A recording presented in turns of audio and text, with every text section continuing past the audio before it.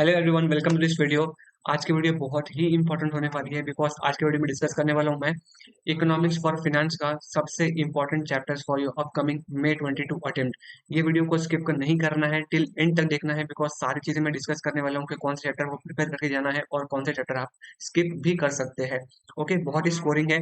40 marks के लिए आपके एग्जाम में कवरेज रखता है इकोनॉमिक्स फॉर फाइनेंस चैप्टर, जो कि ये आपका कंप्लीट थियरी पेपर है और आपका इसमें कोई भी एमसीक्यू नहीं है, यानी कि आपको कंप्लीट लिखना है।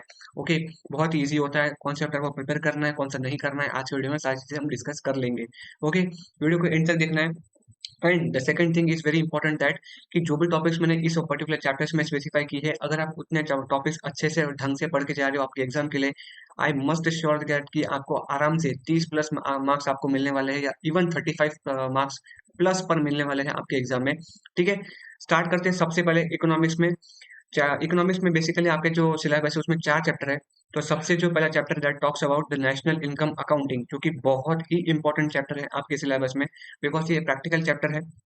उसके अंदर आपको स्टार्ट करना है सबसे पहले the meaning of the national income and its usefulness, यानी कि what are the significance and usefulness of the national income estimates. Okay, तो उसमें से आपको सिर्फ 4 पॉइंट करके जाना है एग्जाम के लिए।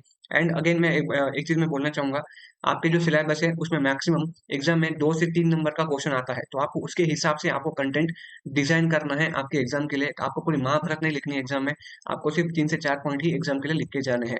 राइट, तो आपको सबसे पहले पढ़ना है meaning of national income and its usefulness.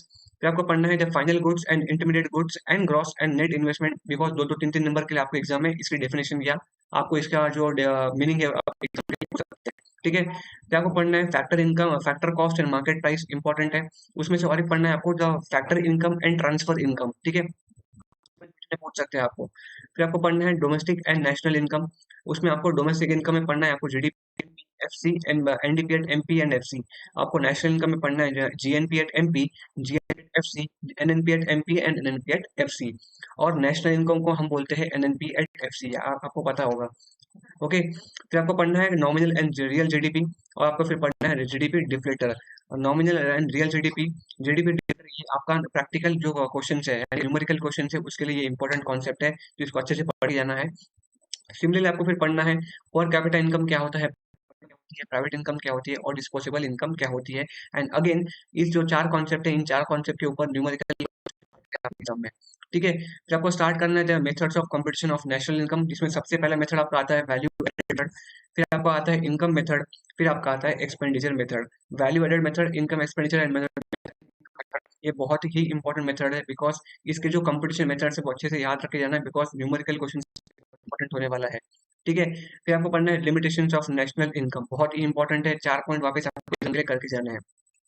इसमें और एक कॉन्सेप्ट है that is the competition of national income in India, वो एक बार पढ़ के जाना बिकॉज आरटीपी क्वेश्चन आया हुआ है, तो आरटीपी से ही एक बार क्वेश्चन रिव्यू कर लेना, तो आपका काम बन जाएगा।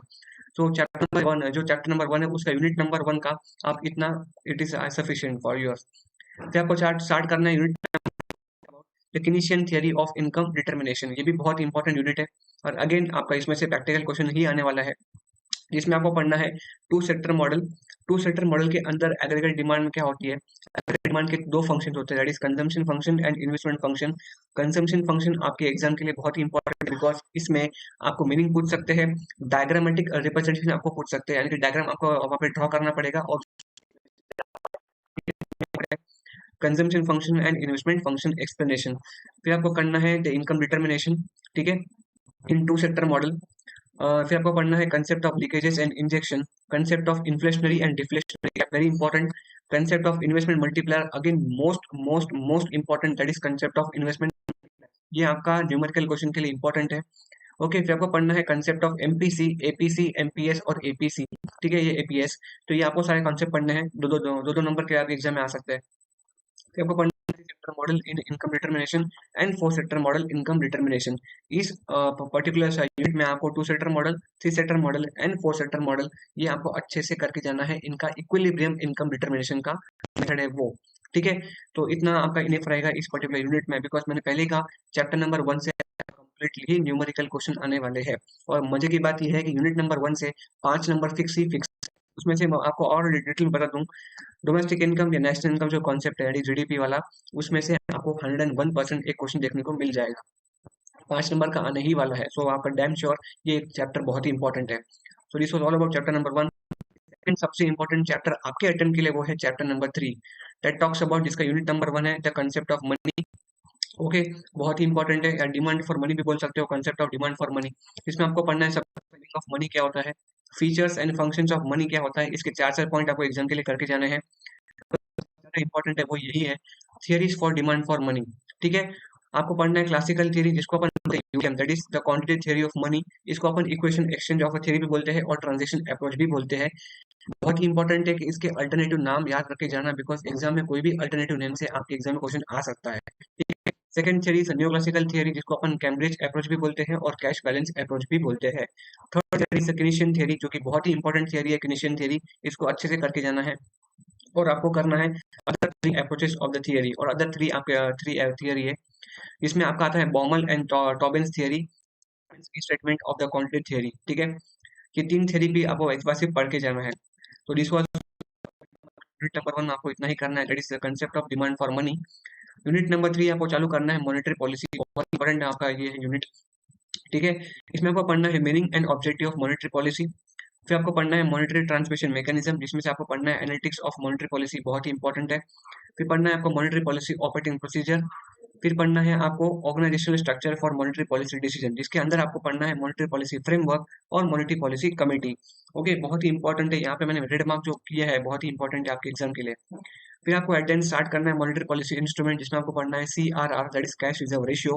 फिर आपको पढ़ना है SLR, that is statutory liquidity ratio, liquidity adjustment facility, marginal standing facility, market stabilization scheme, open market operations and bank credit, जिसमें से सबसे ज्यादा इंपॉर्टेंट आपके एग्जाम के लिए वो है market standing facility, CRR, SLR, liquidity adjustment facility. तो this was all about unit number 3। अब स्टार्ट करेंगे unit number 2, that talks about the concept of money supply. Meaning of money supply पढ़ना है और उसके रैशनली पढ़ने हैं। ठीक है, यहाँ पे मैंने नोट स्पेसिफाई किए, मैंने नोट्स रेफरेंस बुक मैंने यूज की थी, तो वहाँ पे मैंने यहाँ पे बेसिकली उसका रेफरेंस दिया हुआ है। ठीक है, तो मीनिंग ऑफ मनी सप्लाई पढ़ना है और रैशनली पढ़ना है। फिर आपको पढ़ना है सोर्सेस ऑफ मनी सप्लाई, इसके दो सोर्सेस है, 2 नंबर के लिए आपके एग्जाम में आ सकते हैं। फिर आपको पढ़ना है credit creation by the bank, that is nothing but credit multiplier, again the most important part. फिर आपको स्टार्ट करना है डिटर्मिनेंट्स ऑफ मनी सप्लाई, इसके अंदर आपको पढ़ना है मनी मल्टीप्लायर, और in money multiplier the supply of money is affected by the behaviour of central bank, commercial bank and the public. ये बहुत ही इंपॉर्टेंट है, फिर आपको पढ़ के जाना है difference between the credit multiplier and money multiplier, ये भी बहुत इंपॉर्टेंट है, 2 मार्क के लिए एग्जाम में क्वेश्चन आ सकता है। फिर आपको पढ़ना है effect of the government expenditure on money supply, again very important. और आखिरी में आपको पढ़ना है the measurement of money supply, again ये यूनिट से आपको प्रैक्टिकल क्वेश्चन देखने को मिल सकता है from measurement of money supply. ठीक है, इसके 2 सिस्टम है, that is old system and new system. आपके एग्जाम में जनरली ओल्ड सिस्टम से क्वेश्चन आता है। ठीक है, तो यहाँ पे मैंने उसका छोटा सा ओवरव्यू दे दिया है कि आपको कैसे कंप्यूट करना है। ठीक है, तो this was all about chapter number 3। Chapter number 1 and देखो सारे चैप्टर की जो वेटेज है वो 10 नंबर की है। ठीक है, बट आगे पीछे हो जाता है। ठीक है, इसमें से सबसे इंपॉर्टेंट है आपका chapter number 1 and chapter number 3। अब स्टार्ट करना है चैप्टर नंबर 2। थर्ड सबसे इंपॉर्टेंट जो चैप्टर है वो आपका चैप्टर नंबर 2। इसमें से आपको सबसे पहले यूनिट नंबर 1 पढ़ना है fiscal function, that is an overview. इसमें सबसे इंपॉर्टेंट है the role of government in economic system. Exam में क्वेश्चन आता है the 3 branches of a taxonomy of the government role in the market economy. तो आपको पढ़ना है वही आपका एलोकेशन फंक्शन, रिडिस्ट्रीब्यूशन फंक्शन और स्टेबलाइजेशन फंक्शन। 3 नंबर के लिए एग्जाम में क्वेश्चन आ सकता है। ठीक है, फिर आपको एलोकेशन फंक्शन, रिडिस्ट्रीब्यूशन फंक्शन और स्टेबलाइजेशन फंक्शन का आपको अलग से पढ़ना है meaning, objective, market failure in proper allocation और government role to correct such market failure in 3 of the cases. ठीक है, इतना पढ़ना है, it is more than enough. Exam में ज्यादा यहाँ से क्वेश्चन आता नहीं है यूनिट नंबर 1 से, बट ऐसा नहीं कि करके नहीं जाना है, इंपॉर्टेंट है करके जाना है। फिर आपको करना है unit number 2 and unit number 3। Unit number 2 and unit number 3 आपको कॉम्बिनेशन में ही पढ़ना है। Unit number 2 talks about the market failure and unit number 3 talks about the government intervention, यानी कि how government interacts to correct such market failure. तो दोनों ही unit आपको कॉम्बिनेशन में ही पढ़ना है। फिर आपको स्टार्ट करना है सबसे पहले उसमें से मीनिंग ऑफ मार्केट फेलियर। उसके फिर आपको पढ़ना है what are the types of the market failure. Exam में क्वेश्चन आ सकता है, जिसके आपके एग्जाम में 4 प्रकार के मार्केट फेलियर दिए हुए हैं। Reasons of the market failure, reason number 1 is market power, जिसको अपन मोनोपोली पावर भी बोलते हैं, उसके रीजन पढ़ने हैं, और how government intervenes to correct such market failure. ठीक है, सेकंड आपको पढ़ना है इनकम्प्लीट इन्फॉर्मेशन, जिसमें आपको पढ़ना है मीनिंग, इनकम्प्लीट इन्फॉर्मेशन के इंक्लूडिंग रीजंस क्या होते हैं।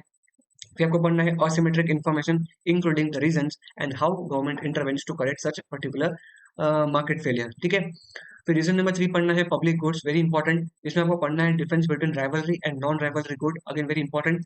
फिर आपको पढ़ना है types of goods, private goods क्या होते हैं और पब्लिक गुड्स क्या होते हैं। पब्लिक गुड्स के अंदर में आपके बहुत सारे, that is pure public good क्या होता है, इम्प्योर पब्लिक गुड क्या होता है, कॉमन एक्सेस रिसोर्सेज क्या होते हैं, क्वाज़ी पब्लिक गुड्स क्या होते हैं और ग्लोबल पब्लिक गुड्स क्या होते हैं। दो दो तीन तीन नंबर के लिए आपको एग्जाम में आ सकते हैं, स्ट्रेट फॉरवर्ड क्वेश्चन। ठीक है, और how government intervenes to correct market failure in case of public goods. फिर आपको आएगा reason number 4, that is externalities. Externalities का पूरी महाभारत दी हुई है आपके मॉड्यूल में, तो आपको इतना सारा करने की जरूरत नहीं है।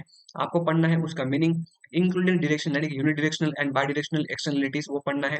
फिर आपको पढ़ना है types of externalities, that is negative externalities और positive externalities including such market failures.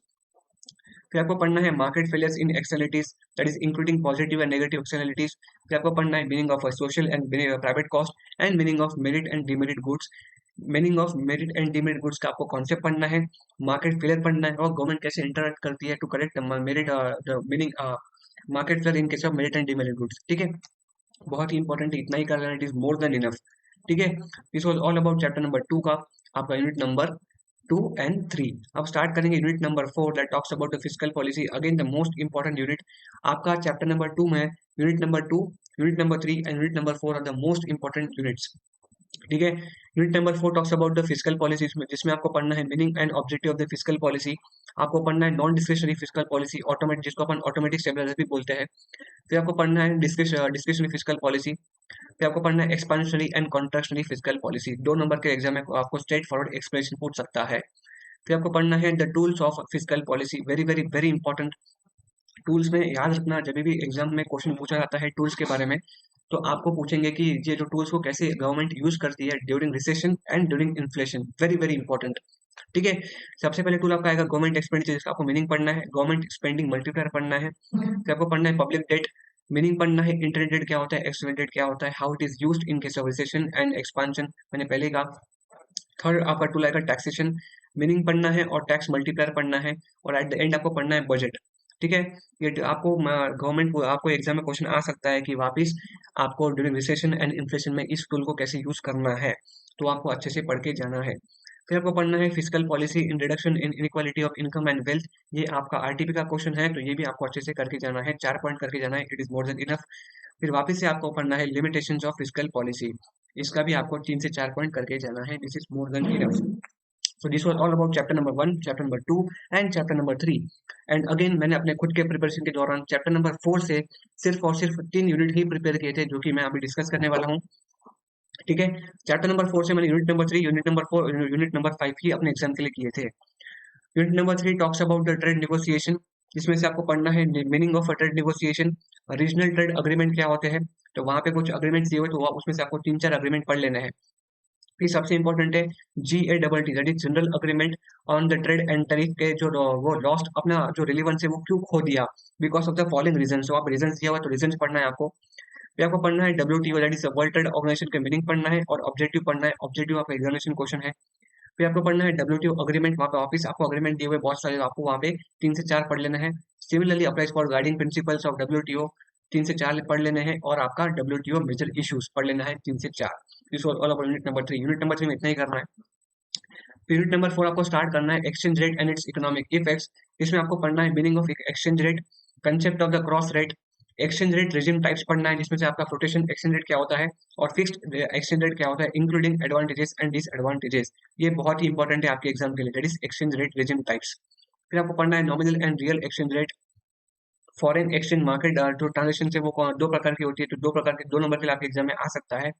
फिर आपको पढ़ना है devaluation, revaluation versus depreciation versus appreciation, ये भी एग्जाम में 2-2 3-3 नंबर के लिए कौन से पूछ लेंगे। Impact of exchange rate fluctuations on domestic economy, 4 point करके जाना एग्जाम के लिए। This was all about unit number 4, इतना ही करना है यूनिट नंबर 4 में। Unit number 5 talks about international capital movements, जिसमें से आपको पढ़ना है सबसे पहले कंपोनेंट्स ऑफ फॉरेन कैपिटल, वापिस 3 से 4 पढ़ के जाना है। The meaning of the FDI, that is foreign direct investment, उसके टाइप्स पढ़ना है, रीजंस पढ़ना है, मोड्स पढ़ना है और बेनिफिट्स पढ़ना है, including the problems with FDI। ये 3 से 4 पढ़ के जाना है एग्जाम के लिए। फिर आपको पढ़ना है difference between FDI and FPI, that is foreign direct investment versus आपका foreign portfolio investment, difference between पूछ सकते हैं 3 से 4 नंबर 3 नंबर के लिए। फिर आपको पढ़ना है एफडीआई इन इंडिया, यानी कि कौन से सेक्टर में आपका जो एफडीआई काम करता है, तो वो आपके एग्जाम में डायरेक्टली स्ट्रेट फॉरवर्ड एग्जाम में क्वेश्चन पूछ सकते हैं। This was all about chapter number 5। Chapter number 4 से basically chapter number 3 and unit number 3 and unit number 5 is very important. और यूनिट नंबर 4 में आपका यहाँ पे न्यूमेरिकल क्वेश्चन आ सकता है, रेडी से एक्सचेंज रेट, यहाँ पे nominal and real exchange rate से एक न्यूमेरिकल क्वेश्चन आ सकता है। ठीक है, this was all about the chapter number 4 as well. Okay, फिर आपको पढ़ना है ये, मैंने कुछ फॉर्मूलाज बनाए थे अपने लिस्ट में, तो यहाँ पे फॉर्मूला पढ़ सकते हो। यहाँ पे मैंने प्रोवाइड कर दिए formulas for chapter number 1, specially chapter number 1 से आपको न्यूमेरिकल क्वेश्चन ज़्यादा देखने को मिल जाएंगे। तो this was all about the 4 chapter आपके एग्जाम के लिए। बहुत ही स्कोरिंग फाइनेंस, मैक्सिमम 3 नंबर के लिए क्वेश्चन आपके एग्जाम में आने वाला है।